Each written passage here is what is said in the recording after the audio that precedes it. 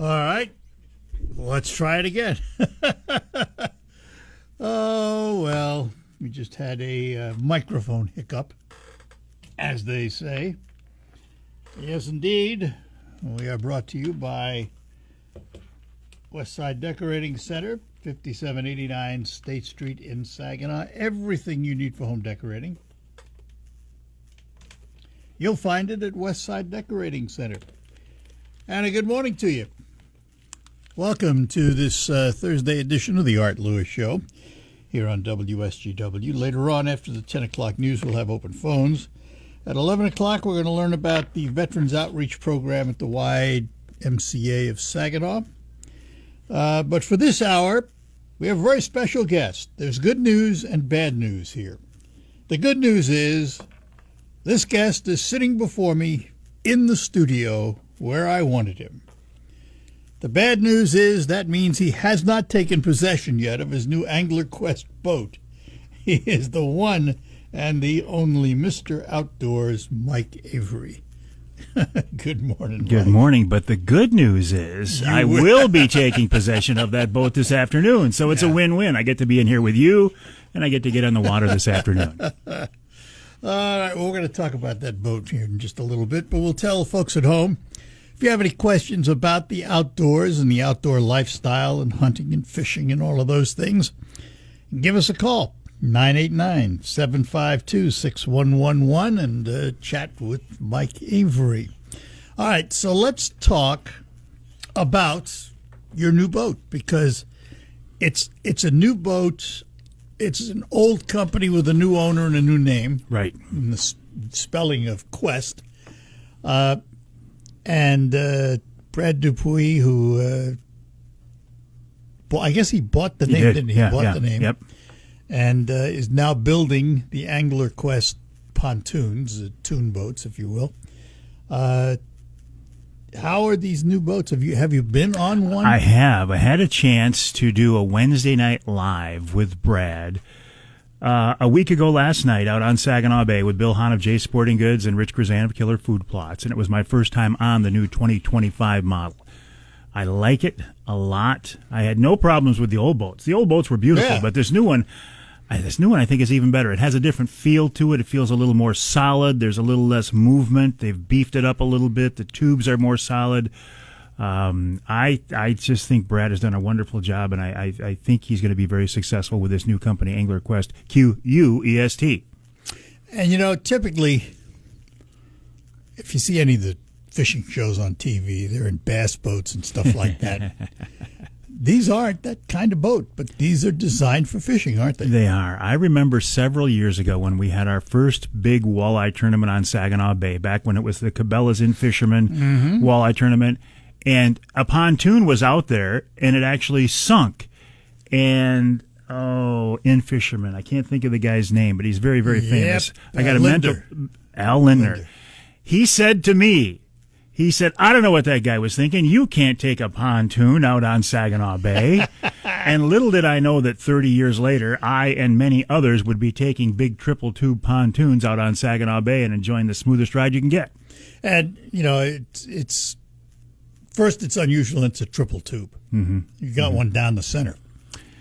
And that acts more like a hull. It does, and that's where the big water capability comes in. Brad does make smaller inland two-tube pontoons, right. But when you go out on the big water, you want that stability and buoyancy of that third tube, and that's really what makes the difference.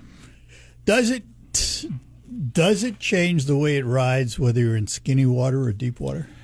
Well, I think everything's better in skinny water. Yeah, I know that. The ride is pretty impressive because, in fact, when we were going out last week, we had a northeast wind, which you don't want on Saginaw Bay. So we're running into a northeast wind, and there was a smaller V-hulled boat trying to run next to us. And I don't want to say we blew past him, but we were significantly faster than that guy, and he was getting beat up, and we weren't. So I have found that in a 2-foot chop, 2.5, almost a 3-foot chop, if you trim the boat up and you get at the right speed, you can get on top of these things and skim across them rather than pounding into them and beating into them. It's a very comfortable ride. And fishing, I mean, you're able to troll with them, right? That's what I do. Yep. Almost exclusively, I troll, and there's so much room in the back of these boats. They're 8.5 feet wide. I say you'd have to have a 30-plus foot fiberglass cruiser to have the amount of fishing space in the cockpit of that big boat that you have in the back of that Angler Quest. There's so much room. Point out, too, that 8.5 foot width makes them towable, trailerable. You can tow them, yes, Right. Absolutely. Yeah. And electronics? You haven't seen the new ones yet, have you? Well, my new one has Garmin electronics on it. I did not put a bow mount electric motor on this one. A lot of boats come with a bow mount electric trolling motor. I never used it. So I said, Brad, I never use it. Let's not even put it on there. The new boats also come with a kicker motor bracket. So you can put a 9.9 kicker on there, a 9.9 horse kicker on there, so you don't have to troll with a big motor. I opted not to do that either. I don't mind trolling with a big motor. I have Garmin electronics on this one, which I've had a Garmin unit before. No problem with it at all. I will take the waypoints that I had pulled off my Lowrance unit last year, put on an SD card. This afternoon I will transfer those waypoints over, and then it'll take me a few minutes, if not longer, to figure out how to use the new electronics. But like you said, they do the same thing. It's just what buttons do you push? Yeah, where are the buttons But located? it's so sophisticated. I do not have forward-facing sonar, which is the newest thing out Which there. is the newest thing out. I'm surprised. How Well, come, Michael? Cost for one thing, Yeah, and yeah, that's a reasonable answer. And I'm so used to I am using side scan a lot these days. So I have typical traditional down scan and side scan, which seems to work pretty well for me. I do have friends like Mike Smith of Offshore Account, who has been out there casting for suspended fish with his forward-facing sonar. He said it's a riot, and they're doing great with that. So maybe in the future, but Oh, not you can right always now. add. That's the one nice thing is you can always add. You could. You can add forever. That's what boats are, right? It's a hole in the water you can throw money at. Cash, right? That's the old saying. Yeah. That is the old saying. Well, we wish you well with it, and you'll, I know, be out there as much as you can. Absolutely, and if you don't mind, I'll put in a quick plug. If people want to learn more about this, AnglerQuestPontoons.com, QUEST. Michigan-based company, good guy, and I wish them nothing but the best. And I'm committed to helping them be very successful. All right, so I got to ask you one question: hunting or fishing? What time of year is it? I knew that was going to be the answer. This time of year, it's hard for me to think about hunting. Although, you give me a month, and I will be thinking about my bear hunt in Ontario. Some of the best fishing of the year is in the fall, the late fall. But by then, I'm doing other things. I'm deer hunting or whatever. So, for me, it really depends. And we should point out you're back deer hunting again because you kind of backed away for a while, I didn't you? completely backed away from it. I was sick of it. I was so overwhelmed with the infighting and the shaming and the, it's not a big enough buck or it's too big or why'd you shoot a doe? And I said, I can't take this anymore. And then I looked around and I looked at my family and I thought, we've got to keep this tradition alive. And, my son James was doing his part for sure. But if I can go out now and hunt with my son James and my grandkids, I tune all the other social media stuff, all the social pressuring stuff out, and I just go hunt. And yes, I'm not as passionate as I was before. I probably never will have that passion again, but the interest is back. The thing about it, too, and this is not just hunting, this is life in general. If you have your opinions, that's fine. Don't tell me I have to do it the way you do it. Right? I think that is the biggest problem facing the outdoor lifestyle today. Like you say, as long as you're doing things legally, I don't care how you do it. Yeah, bottom line, Yeah, right? but don't tell me how to do it. I don't care if it's baiting or running dogs or it doesn't matter what it is. If you shoot a small buck, I don't care. Just don't tell me I can't. All right. We're going to take a break and we'll get to some calls for Mike Avery. If you have any questions, 989-752-6111. Bruce is in Saginaw. We'll get to him as soon as we take care of these little notes. Wednesday, August 13th at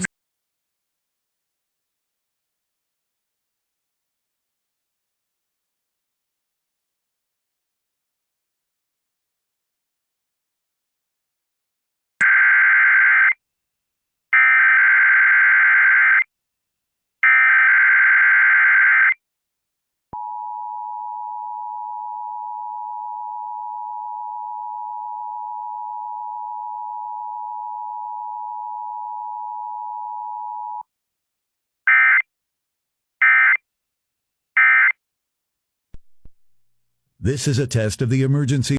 All right, we're back with you. In studio with me, Mike Avery, Mr. Outdoors, and of course the Outdoor Magazine, heard on the weekends here on WSGW. And if you have any questions for him, give him a call, 989-752-6111, as Bruce in Saginaw has done. Bruce, you're on with Mike. Good morning. Good morning.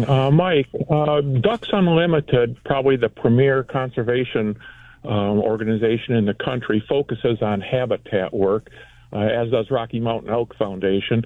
But yet the money from our $25 pheasant stamp does not go towards habitat. It goes towards planting male-only birds, which are generally shot off the same day they're planted. And I guess I don't, in my opinion, I don't think this is in accordance with Proposal G. And I was wondering what your opinion was on that, and also if would it be possible for you to get Al Stewart's opinion as part of your Ask Avery show. Second part of the question first. If you send me an email to mike@mikeaveryoutdoors.com to remind me of this, I will definitely reach out to Al and get his thoughts on this, because I had not thought of it from this angle. Mike@mikeaveryoutdoors.com, and I will follow up on that.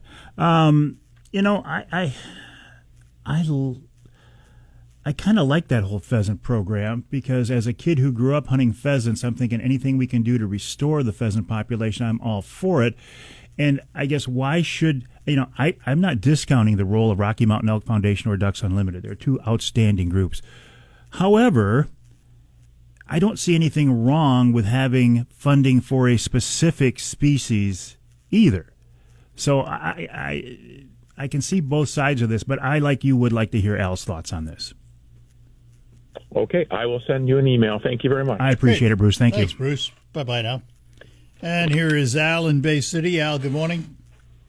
Morning, Mike. I have a question. They've been talking about more bear sightings in lower Michigan. Is that true? Oh, absolutely, it's true. The bear population, the number of bears is increasing slightly, but the range of the bears is increasing tremendously. And what we're seeing now is more and more bears are moving into mid-Michigan and central Michigan and even southern Michigan. So, yeah, it's not uncommon to see bears in our part of the state at all anymore. In fact, our lease property in southwest Midland County, we've got a bear wandering around there, and we've seen several bears around Midland as well. I personally think it's very cool, because I love bears. I think they're one of the most beautiful critters out there. Some people get freaked out and scared because they've got bears around, but black bears aren't going to hurt you. So I think it's very cool, but it is indeed true. We are seeing bears in our part of the state now. And, to prove that point, I think it's the DNR that's issued warnings about bird feeders in this area. Exactly, yes. In the springtime, when the bears come out of hibernation, they're saying take down your bird feeders, because bears, they're looking for hungry. An easy meal. They're hungry and they're looking for an easy meal. So your bird feeders or your garbage, either one are not if you live in the middle of the city probably, but if you live in the outskirts, you're out in the country, absolutely. All right. There you go, Al. Okay, thank you. Thanks. You bet. Thanks for calling. Bye-bye. Bye. I want to bring this up because I always do. It's on again, off again, on again, off again, on again, off again. Where are we with the wolf hunt? It's on again, off again. Is there ever going to be a settlement or resolve of this issue? I believe sometime it will be resolved, and I believe sometime we will have a wolf hunt. I don't see it happening in the near future. I think it will happen because it's so drastically needed from a biological perspective, and we do have other hunts where it is allowed. The thing that's going to screw it up is the anti-hunters who will continue to fight this thing in court. If it was up to the biologists right now, the federal and the state biologists, we would have a wolf hunt. But it's the interveners from the outside who, I suspect in their minds, they think they're doing a good job. I can't believe that somebody is that misguided that they would intentionally mislead people. You know how I look at it? And you have a better handle on this than I do, but I look at it, I think that those that are the antis look at a wolf and see a dog. Yes, I agree. Oh, isn't he cute? Wouldn't you just love to pet him? Yeah. If you would leave him alone, if you would just leave them alone, they would live their own lives and they wouldn't bother anybody. Wolves have a role in the ecosystem. I'm glad we have wolves in Michigan. I'm glad we have mountain lions in Michigan. I'm glad we have coyotes. I think we have too many coyotes. I think we have too many wolves. And so the North American wildlife management model shows that hunting is the most effective method of managing wildlife, and I think we need a wolf hunt. I don't see it soon. I pray it'll happen. I also hope we get a sandhill crane hunt. Oh, really? Absolutely. Because farmers right now can shoot them on a crop damage permit, but they can't eat them. Isn't that crazy? No, wait a minute. Yes. You can shoot them, but you can't eat them. Yes. What do you do with them after you shoot them? I guess you throw them in the ditch or bury them. Isn't that a crime? Well, that makes no sense. No sense at all. Common sense seems to be lost here. Well- But there's a lot of that going around. I mean, there's a lot of that going around. Here is Fred in Sanford. Fred, you're on with Mike Avery. Good morning. Good morning. Mike, I've been going to send this off to the Ask Avery, and you might want to move it to it, but 10 years ago or so, I heard nothing but how dangerous Asian carp is, and now I don't hear anything on Asian carp. And I just didn't know if there's any update. Is this a Fred's voice that I recognize? Yes, sir. How you doing, buddy? Good. The whole Asian carp thing is interesting because much like CWD, you're right. When we first heard about it, it was going to be the end of the Great Lakes fishery. Now, years and years later, it has not been. The good news is we haven't seen the invasion of Asian carp, so we can't say what it would do. There's a lot of hope being put into that Brandon Road lock and dam system that's supposed to keep them out of Lake Michigan. And if I'm remembering this right, I thought I heard not too long ago that Trump had put money in the budget for lock dam control. I think you're right. Now, there are Asian carp in Saginaw Bay right now. People don't understand this. They say, "Oh, no, there are. They're grass carp. They are not native to Michigan, but they are grass carp, and we have them in the bay. Not in large enough numbers to cause problems yet. But when people say, "Oh, there's no Asian carp here," say, "No, you're wrong. We have grass carp, and they are Asian carp." Yeah, it's a form of the Asian carp. Right. All right, So Fred. is that what it means when they used to say there's no Asian carp, but they found DNA? That's an interesting question because I've heard the same thing, and I ask biologists that specific question. What does that mean? How can you find DNA but not find the fish? And they said there was DNA particles in the water, meaning that there had been fish upstream that the DNA sloughed off these fish and worked their way down. So DNA evidence does not necessarily mean evidence of fish. Right. All right. You guys all have a great 4th of July, and You too, thank Fred. you very much, sir. Thanks, Fred. Bye-bye. Take Bye-bye. a break. Lines are open. If you want to ask Mike Avery a question, give us a call. We'll be back. At Crystal Clear Hearing in Saginaw.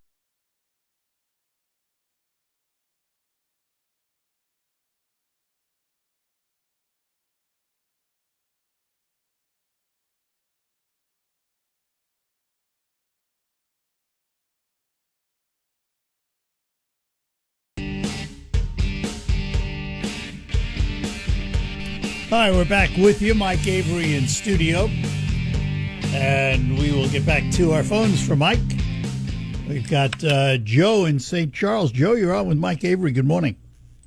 Hey, good morning. Nice to talk to you guys. Mike, I want to talk to you about something a little different than fishing and whatever. I'm a farmer, and the overpopulation of deer in our area, and what your opinion is on that, and how we can control that and maybe reduce that population somewhat.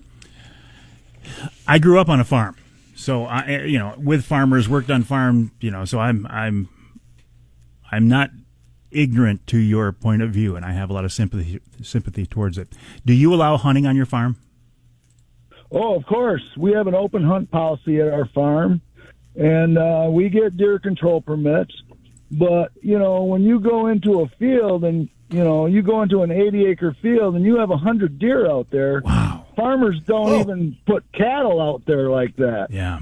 I mean, Wow. so, and then, I mean, it's not but anyway, it's a problem. Man, I guess so. That's a lot of deer. I hunt not too far north of where I roughly think you are, and that's crazy because we don't see hardly any deer at all. I think the deer situation in Michigan is pretty localized. There where you are, you're overrun with them. In other parts of the same county, we wouldn't see many deer.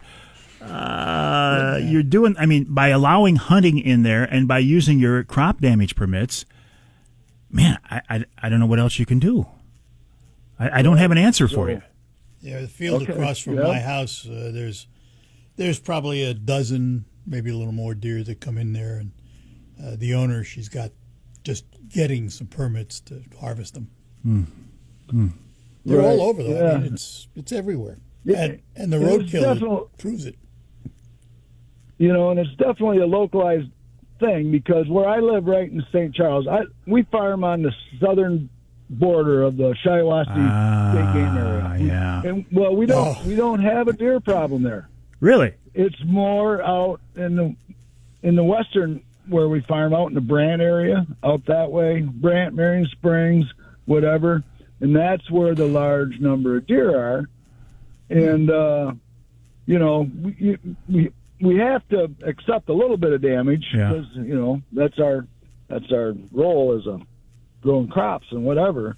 We're going to get some animals, but you know, I don't know. I just curious. No, I don't have a magic answer for that. Except, well, I tell you what. Why don't you and I talk in the fall, and maybe I can help you get rid of a couple of those deer.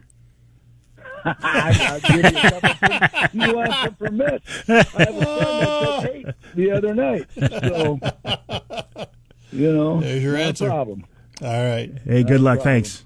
All right, Joe. Okay. Thanks for your call. All right. Bye-bye. Thanks for my call. Bye. I bet. Here is Jim in Wheeler. Jim, good morning. Yes, we have the same issue here with the deer. I live right here by Wheeler, and I grew up about 5 miles south of where I live and farm now. My wife and I was down by where I grew up on south of M46 in the springtime one time, and the farmer had planted some wild carrots in there for a plow down, and these deer were in there. And I swear to God, they looked like they could have been a herd of caribou. Wow. If there wasn't 200 deer in that field, I'll give you my truck.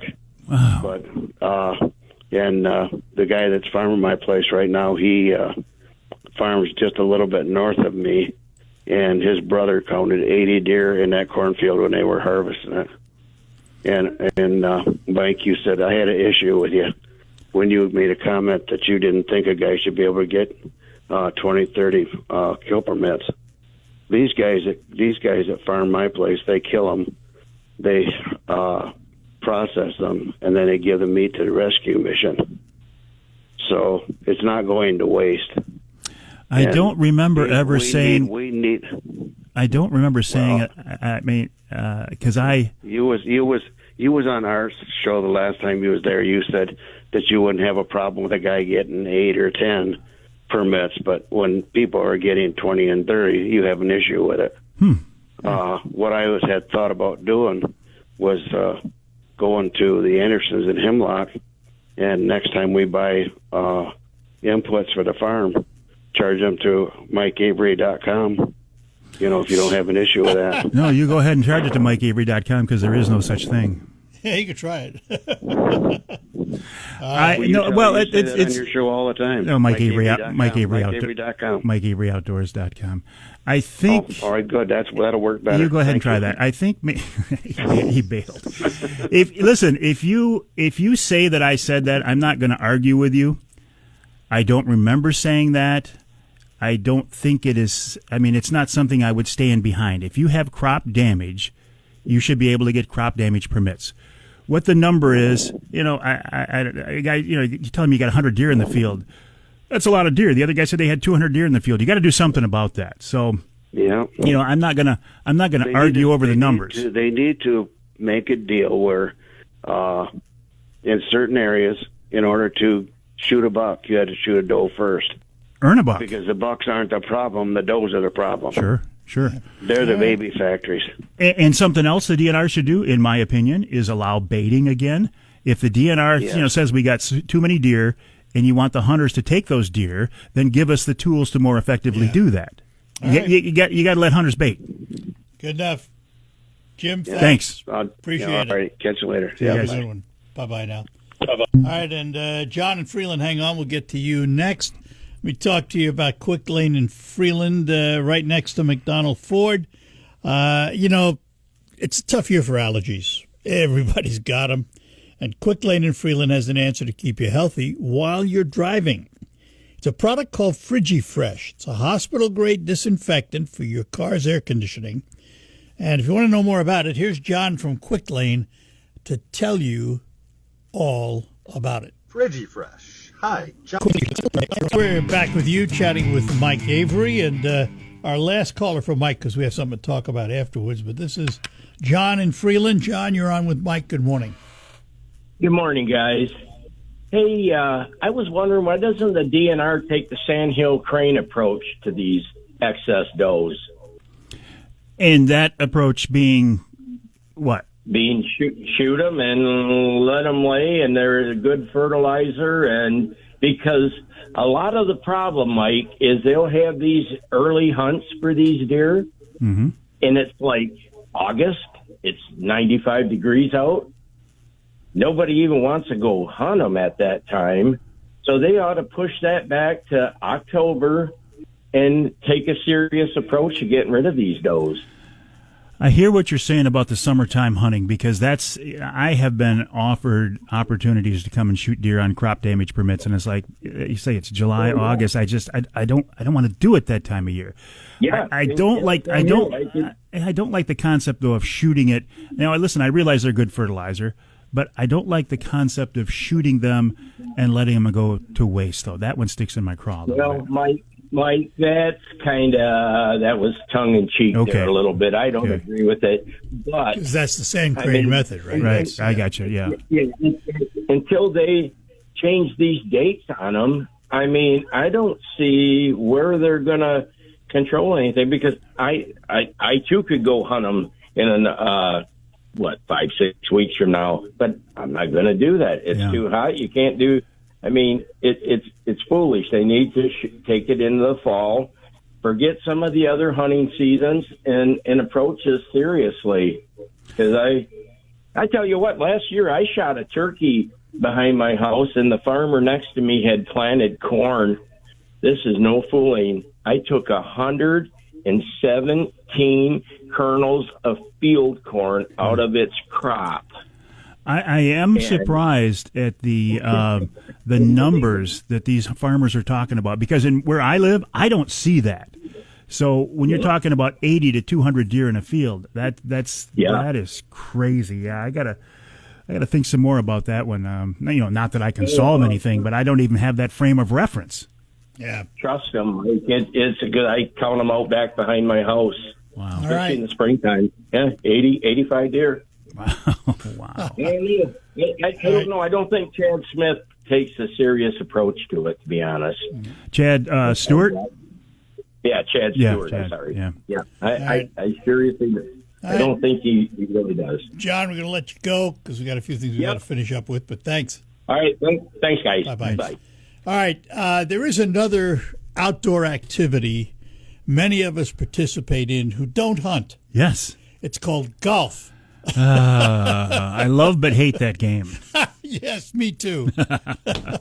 But you've become involved in it over the last couple of years. I have. Last year we started a golf outing to benefit MUCC's youth camp. You were there. I thought for a first-year event it was extremely successful, so we decided to do it again this year. It's going to be Friday, July 25th at the West Branch Country Club. Proceeds are going to MUCC's youth camp. Now, this is not a general fundraiser for MUCC. Not that I have anything against MUCC at all, but this is specifically for their youth camp to get kids involved in the outdoors. We still have some openings for golfers, and we're always looking for people to help